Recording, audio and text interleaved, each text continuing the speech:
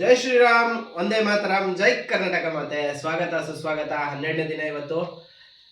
Good news ಏನಂದ್ರೆ fat loss ಆಗಿದೆ. ಏನು ತಿನ್ಕೊಂಬಂದೆ ನೋಡ್ಕೊಂಬನ್ನಿ.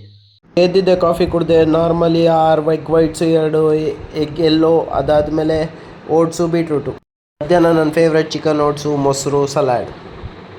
ಮುಂಚೆ 3 ಪೀಸ್ ಕಲ್ಲಂಗಡಿ, 2 ಪೀಸ್ ಆ್ಯಪಲ್ ತಿಂದೆ. Chapati, egg curry, whey protein, ಒಂದು ಆ್ಯಪಲ್.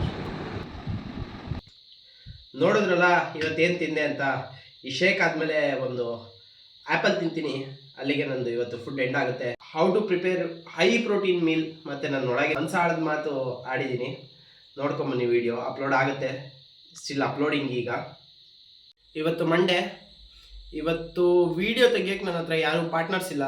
ಜಿಮ್ ಪಾರ್ಟ್ನರ್ ಅಂತ ನಾನು ಯಾರೂ ತೊಗೊಳಲ್ಲ. ಯಾಕೆಂದರೆ ಅದು ಟೋಟಲಿ ವೇಸ್ಟ್ ಆಫ್ ಟೈಮ್. ಏನು ಮಾಡ್ತೀರೋ ಸ್ವಂತವಾಗಿ ಮಾಡಿ, ಒಬ್ಬರೇ ಮಾಡಿ. ಆವಾಗ ನೀಟಾಗೆ ಡೈಲಿ ಜಿಮ್ಮಿಗೆ ಹೋಗ್ತೀರ ನೀವು.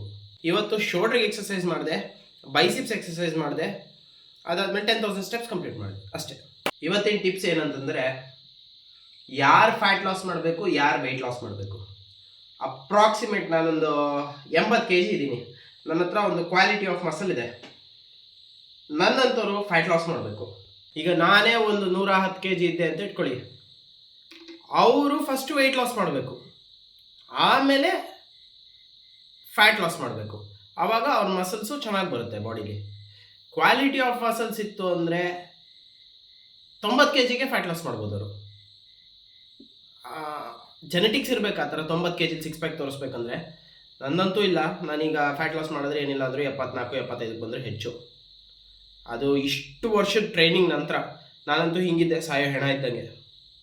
Thank you for watching. Video ಇಷ್ಟ ಆದರೆ ಲೈಕ್ ಮಾಡಿ, ಶೇರ್ ಮಾಡಿ, ಸಬ್ಸ್ಕ್ರೈಬ್ ಮಾಡಿ. ಬಾಯ್. ನಾಳೆ ಸಿಗೋಣ.